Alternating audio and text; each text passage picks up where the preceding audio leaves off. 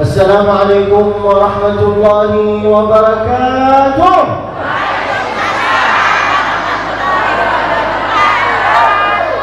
Alhamdulillahilladzi bi ni'matihi tatimmu shalihat wassalatu wassalamu ala sayyidis sadat ahli al-fadail wal karamat.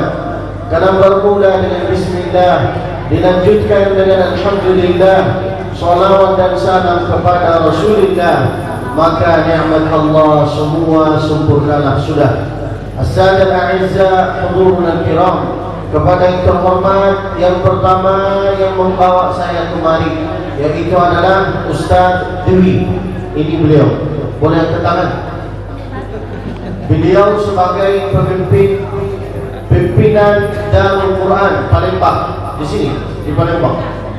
Di Darul Quran ada program menghafal Quran gratis. Untuk siapa? Untuk Upin Ipin, untuk anak-anak. Jadi kalau bapak ibu punya Upin Ipin, masukkanlah anaknya ke pondok pesantren gratis, nggak bayar, free, tinggal datang ngaji. Dan siapa yang bisa mempunyai anak yang hafal Al-Quran lalu jadi sebagai seperti orang yang tadi, nanti dia akan bangkit bersama para malaikat. Tengok kanan, malaikat. Tengok kiri, malaikat. Tengok ke depan, malaikat. Tengok ke belakang, malaikat. Bayangkan itu, seperti Qori tadi itu, karena dia melantunkan ayat-ayat Al-Quran, nanti dia dipanggil dengan Allah Subhanahu Wa Taala, panggilan khusus. Dia seperti tamu apa ya bahasa Indonesia-nya? Tamu VIP. Dia selain jadi ahli Quran, dipanggil sama Allah macam ini. Sini kau, Iqra, bacalah. Wartaqi. Setiap dia baca ayat Quran, dia naik darajatnya, naik levelnya, naik maqamnya. Wartaqi, warattil. Dan dilantunkan dengan bacaan-bacaan yang bagus seperti tadi. Kama kunta turattilu fid dunya. Baikkan ibu. Mudah-mudahan insyaallah anak-anak kita, cucu kita, upin-ipin kita, insyaallah bisa menjadi upin-ipin yang bisa hafal Al-Quran. Amin ya Rabbal.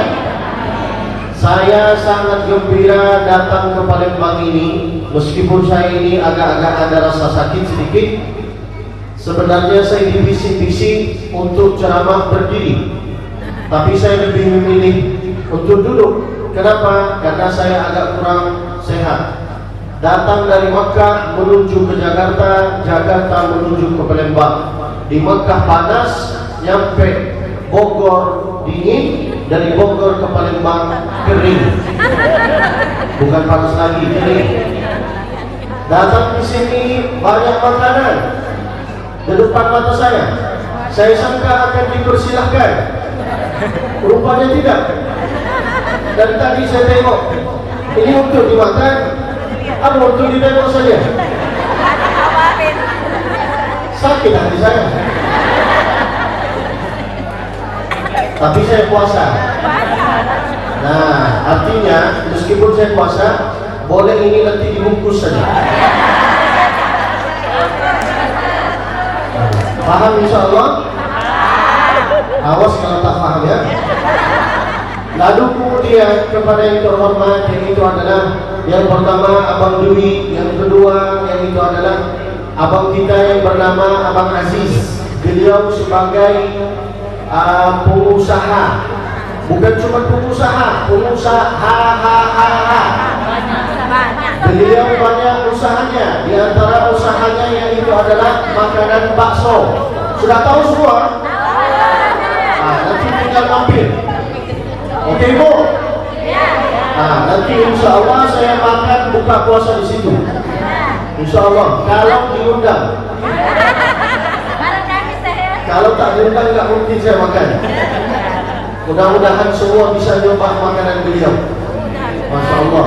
Mudah-mudahan beliau insya Allah tambah cabang. Amin. Dan tambah istri. Amin.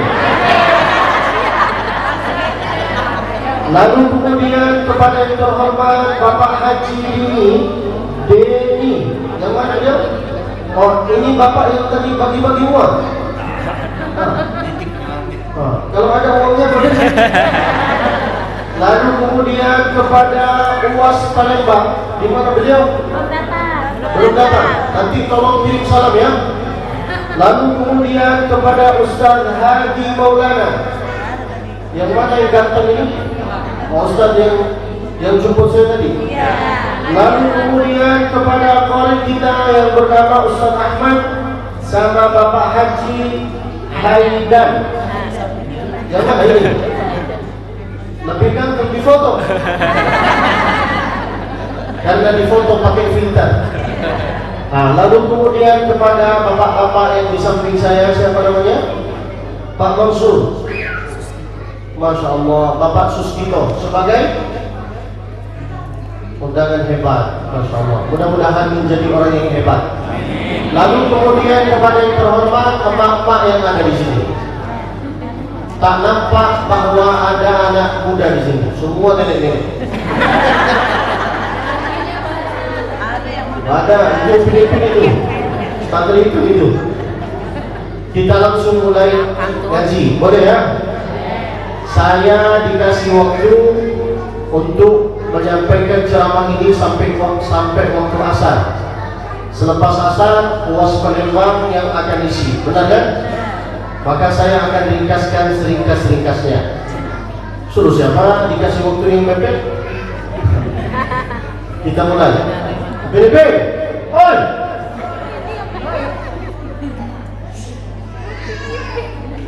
Kita mulai. Bismillahirrahmanirrahim.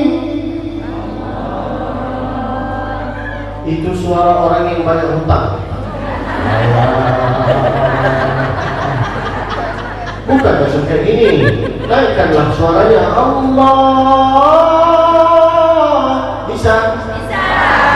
Siji loro telu. Belum mulai. Bismillahirrahmanirrahim.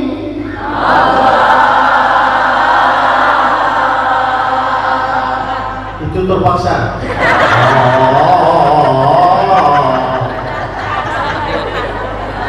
Yang agak-agak lembut ibu. Allah. Coba. Masya Allah, lipstiknya tebal sekali.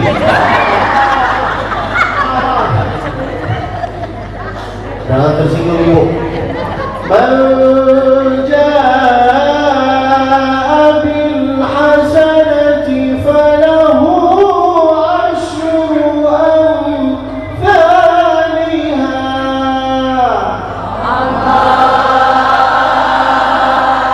Wa man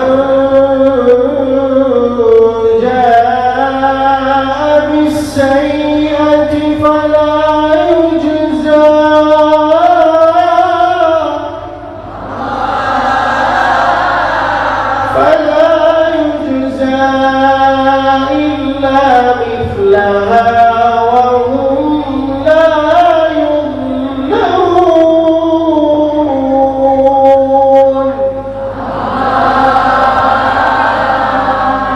mudah-mudahan bisa mempunyai anak-anak yang hafal Al-Quran. Amin. Bapak Ibu yang dirahmati oleh Allah Subhanahu wa taala, sekarang kami ada di bulan yang mulia. Nama bulan ini apa? Bulan Muharram. Ada 4 bulan yang mulia di sisi Allah. Bulan pertama apa namanya?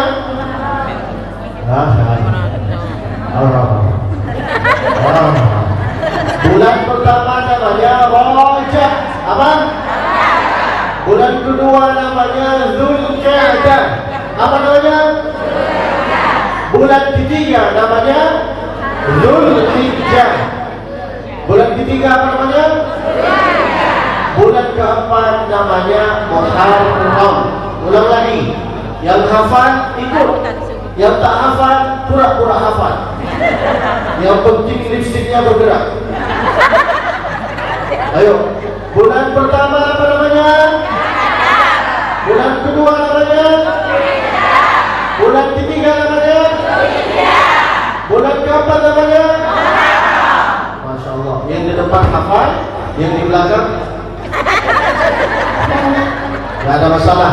Kita sekarang ada di bulan yang mulia. Amalan yang paling utama di bulan Muharram ini yaitu adalah fala tadlimu finna anfusakum.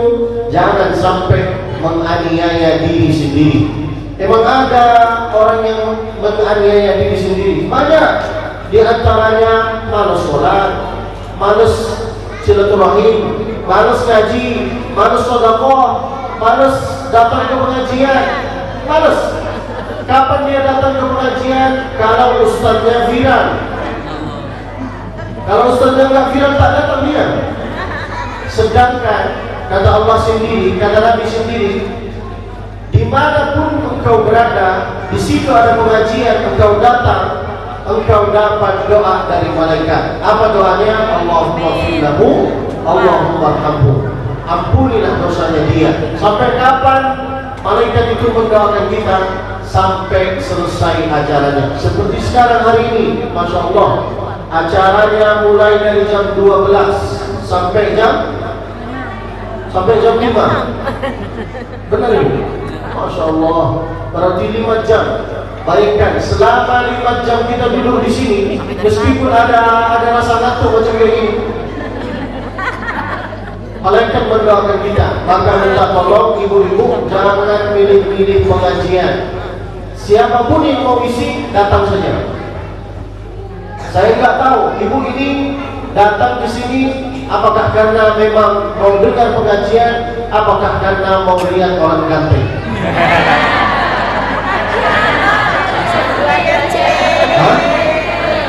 Harus agak pendek sedikit. Tapi masalahnya bukan di sini. Masalahnya kenapa yang di depan saya ini sudah tua-tua semua. Jadi kalau saya lihat ibu ini, saya ingat dengan ibu saya. Nah, tak mungkin saya tergoda kan? Meskipun lipstiknya agak terlalu tebal kayak ini, nggak tergoda saya. Bercanda ibu. Amalan yang mulia di sisi Allah jangan sampai menganiaya diri sendiri. Saya akan sampaikan 5 perkara. 5 ini insya Allah mudah diamalkan dan insya Allah mudah difahami. Amalan yang pertama di bulan yang mulia ini yaitu adalah hablum minallah. Apa artinya hablum minallah? Perbaikilah hubungannya diri sendiri dengan Allah. Melalui apa? Melalui sholat. Walaupun hidup 1000 tahun, bila tak sembahyang apa gunanya? Walaupun hidup 1000 tahun, bila tak sembahyang apa gunanya? Imam ibu mau hidup 1000 tahun? Oh. Saya doakan insya Allah ibu-ibu ini panjang umurnya. Amin. Sampai 200 tahun. Enggak memang. Apa artinya panjang umur ibu? Ibu. Apa artinya panjang ibu? Panjang umur. Ibu kalau sudah meninggal namanya masih harum. Seperti Syekh Ali Jabir sudah meninggal beliau. Tapi namanya sampai sekarang itu harum. Benar kan? Kok bisa? Karena dia ahli Quran. Saya datang dari jauh-jauh dari Mekah ini bukan untuk apa-apa, datang untuk mengajak ibu ini supaya jadi ahli Quran. Meskipun tak hafal, banyak caranya supaya jadi ahli Quran. Nanti saya sampaikan. Pada intinya yang pertama, hablum minallah, perbaikilah hubungan diri kita dengan Allah melalui sholat. Ibu kalau punya anak, anaknya kalau sholat, ibu sampaikan macam kayak gini. Nah, sholat itu hanya wajib hukumnya kalau kita masih hidup. Kalau sudah meninggal, tak wajib lagi. Benar kan ibu? Ini resep ini saya dapat dari siapa? Dari nenek saya. Dialah yang menyampaikan ke saya. Dan saya tanya kepada nenek saya, gimana caranya supaya bisa sholat di awal waktu? Apa kata nenek saya? Pancinglah sholat fardu itu dengan qabliyah, ba'diyah, qabliyah. Orang tua zaman dulu itu bukan orang alim yang ilmunya banyak, ngaji sana sini. Beda dengan zaman sekarang. Zaman sekarang, Masya Allah, pengajian di mana-mana. Dan Masya Allah, kalau datang ke pengajian, ibu-ibu ini mesti pakaiannya satu warna. Benar kan ibu? Tahu kenapa mesti satu warna? Takut naik angkot yang salah. Benar kan? Kalau di sini saya nggak tahu ada angkot atau tidak. Tapi kalau di Bogor, di Madura itu ada angkot. Saya tanya kenapa mesti satu warna? Takut salah naik bis Ustaz. Nah, bayangkan orang tua zaman dulu itu tak banyak ilmunya, tak banyak juga pengajian macam kayak ini, tapi mereka mati dalam keadaan sujud. Kok bisa? Karena mereka qabliyah, ba'diyah, dan orang tua zaman dulu tangannya ini, jarinya ini, orang tua zaman dulu jarinya ini dari atas ke bawah. Subhanallah, subhanallah, subhanallah, subhanallah. Orang tua zaman dulu. Kalau orang tua sama sekarang,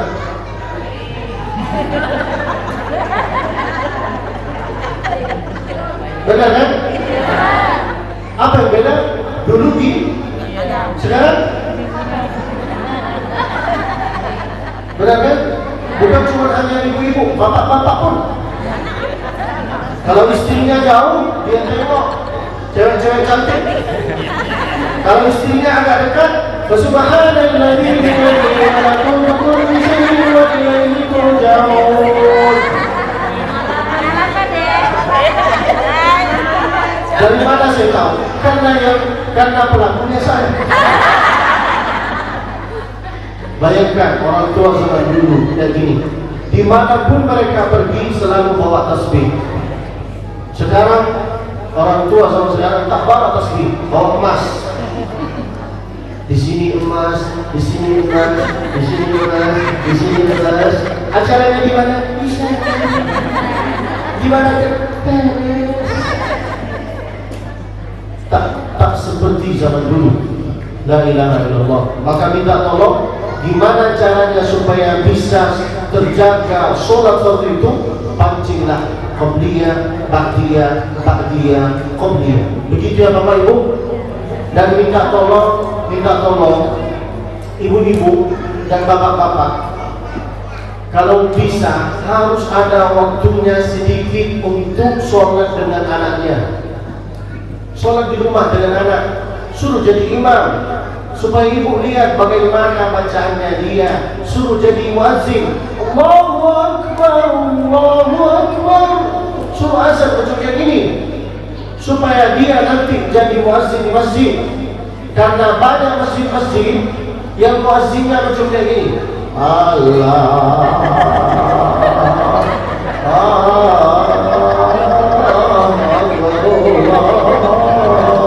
Akbar.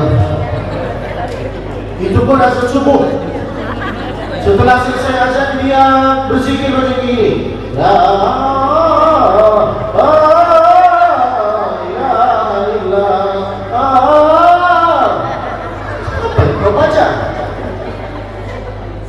anak-anak itu harus dibawa dengan latihan. Saya mulai menghafal Quran dari usia 4 tahun. Selesai hafal Quran di usia 11. Orang tua saya tak hafal Quran, tak hafal. Tapi dua-duanya mendidik saya, mendidik anaknya dengan kebiasaan yang bagus. Ibu saya mengajarkan saya bagaimana saya menghafal Quran sambil masak dia ngaji. Macam kayak gini nih. Ini anggaplah ini gelas. Ibu saya sambil masak kayak gini. Bismillahirrahmanirrahim. Wadduha wal-laili idza saja. Orang tua seperti dulu kayak gini. Ada juga yang masak sambil berselawat. Salatullah salamullah. Itu orang tua zaman dulu. Kalau orang tua zaman sekarang buka live TikTok,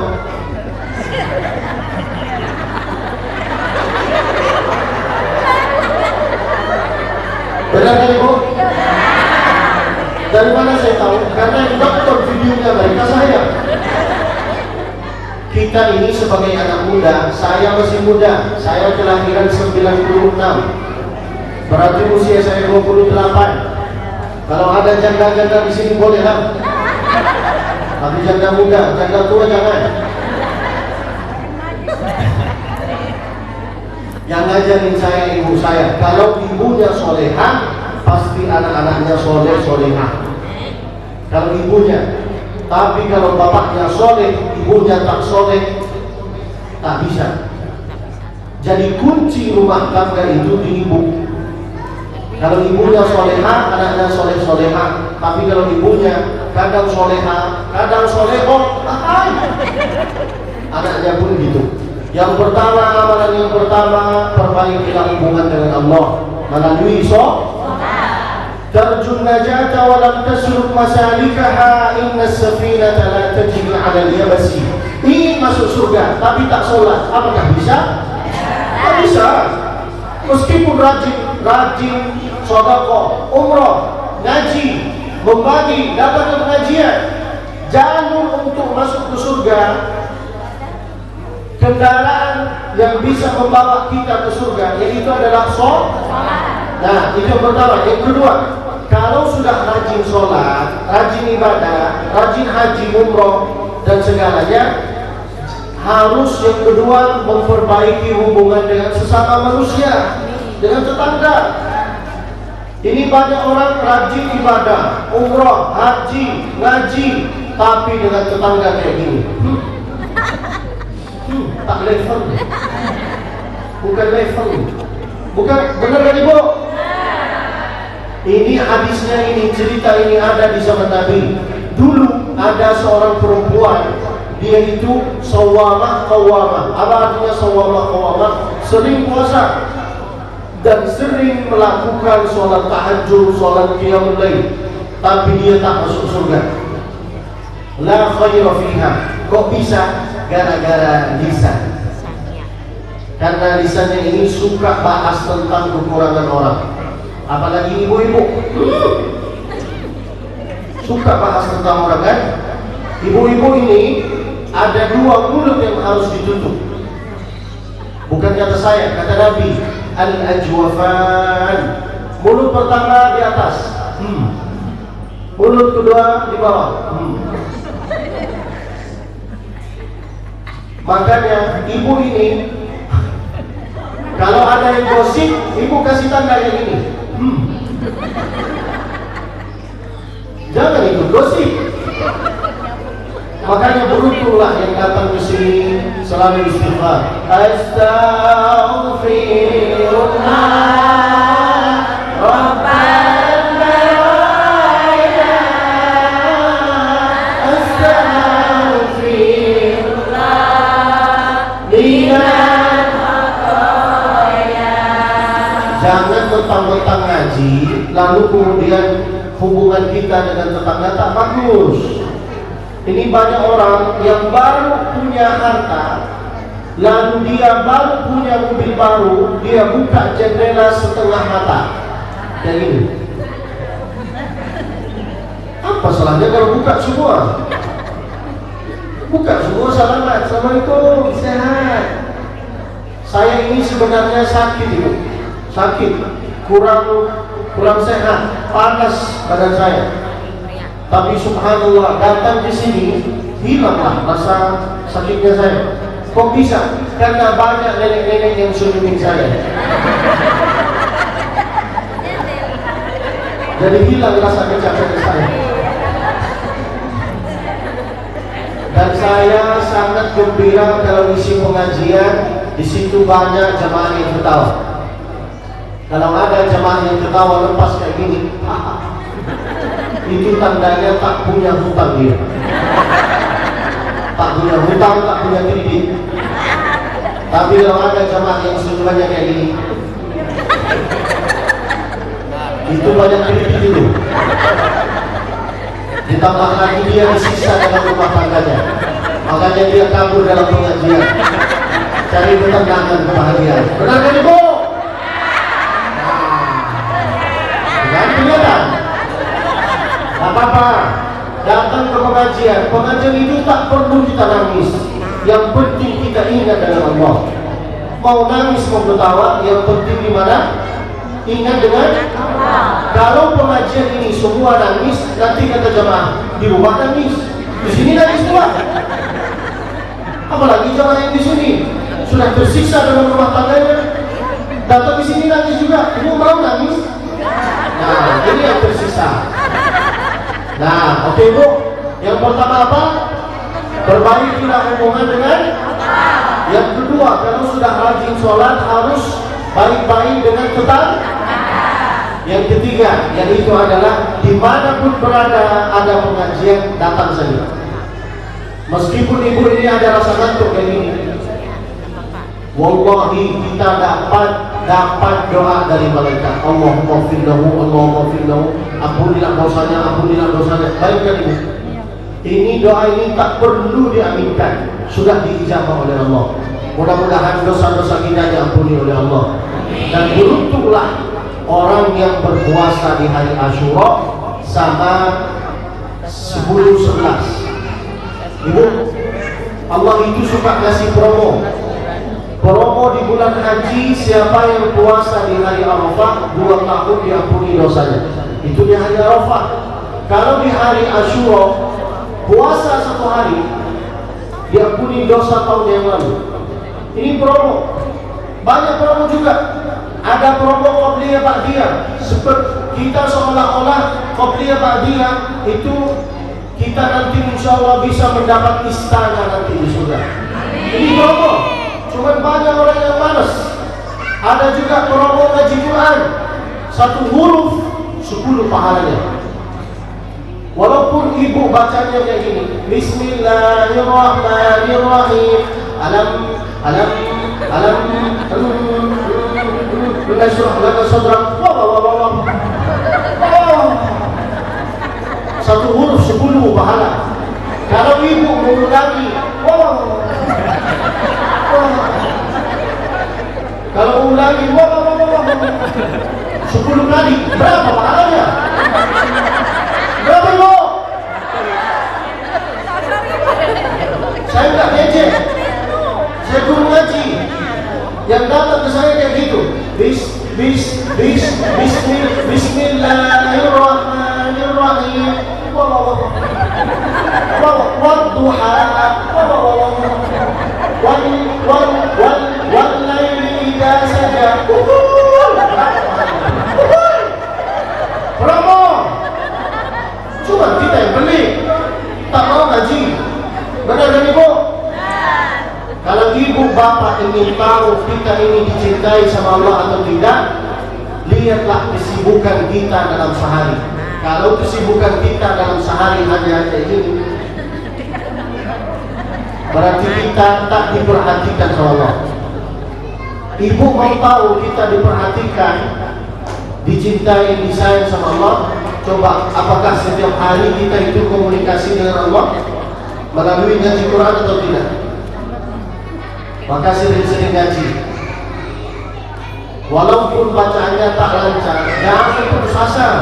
Ibu dapat 2 pahala dibanding saya. Saya walaupun lancar bacaannya, wadduha wal laili idza saja ma wadda'aka rabbuka wa ma qala, dapat 1. Coba kalau ibu alam nashrah laka sadrak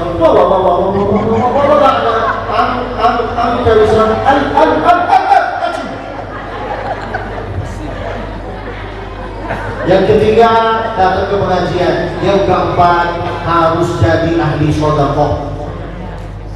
Ini tahun baru Hijriah. Itu artinya buku kita ini masih kosong, tidak ada tulisan dosa-dosa. Makanya saya bilang dari tadi, perbaikilah hubungan dengan Allah. Yang kedua, dengan sesama manusia. Yang ketiga, datang ke pengajian. Yang keempat, sedekah. Kita bersolawat sambil kita sedekah. Nanti akan ada kotak, kita letakkan uang di situ. Salatullah,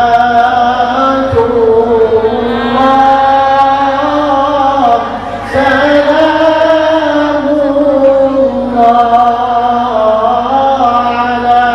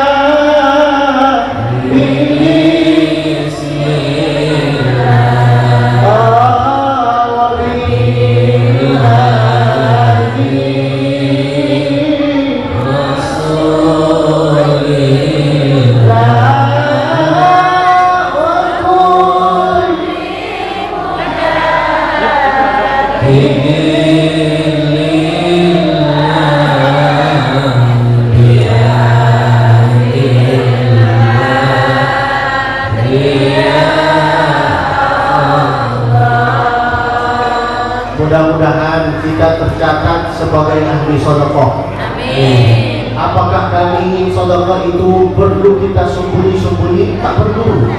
Boleh kita terang-terangan. Para sahabat Nabi Abu Bakar, Uthman, Abdurrahman, mereka sedekahnya terang-terangan. Apakah ada riya di situ? Yang tahu itu riya atau tidak hanya diri sendiri. Maka kalau mau sedekah saja.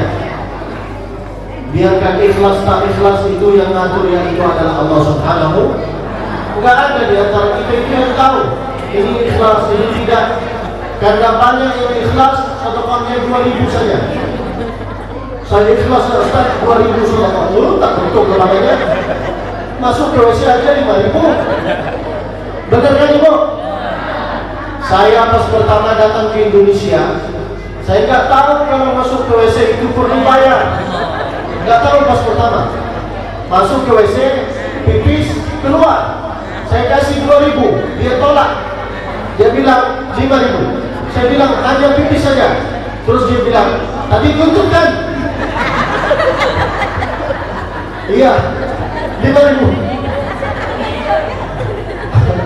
Banyak sesuatu yang berkesan di hati saya di Indonesia ini.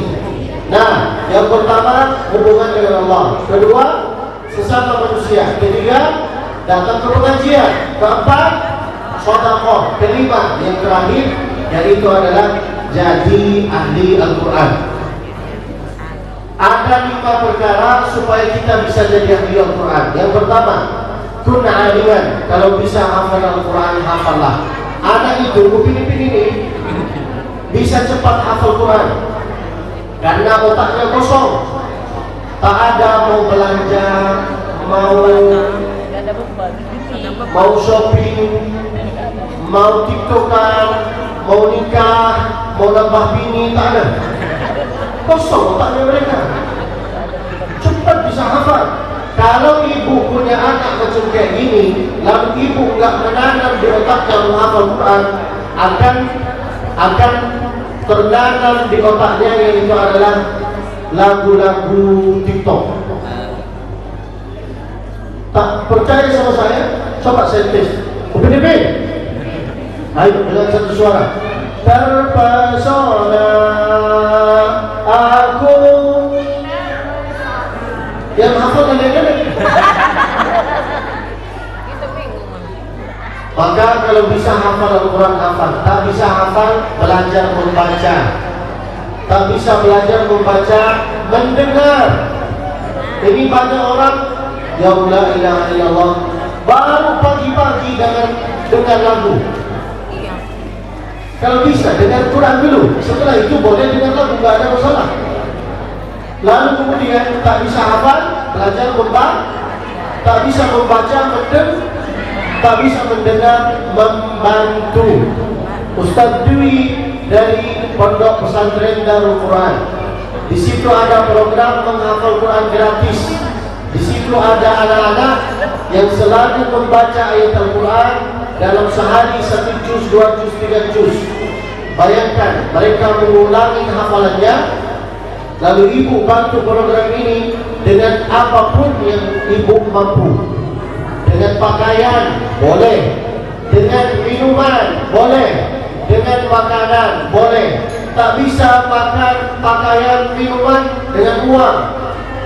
Mau langsung cash, berapapun boleh, 1.500.000 boleh. Tak bisa cash, setiap bulan 100.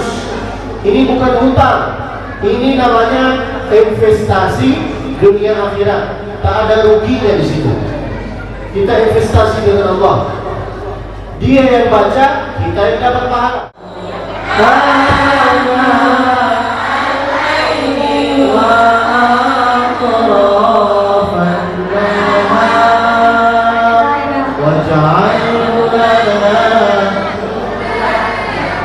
Ya Rabbal Alamin.